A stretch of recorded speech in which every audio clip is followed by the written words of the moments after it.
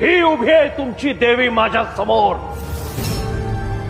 हतबल आणि हताश. ह्या आम्हाला काय सांगतोयस? तूच बघ, तुझाच वध करायला आली आमची देवी आई.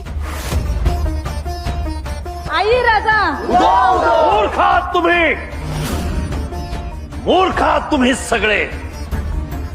ही तुमची देवी तुम्हाला वाचवायला आलेली नाही, मी तिला इथं बंदी बनवून आणलंय.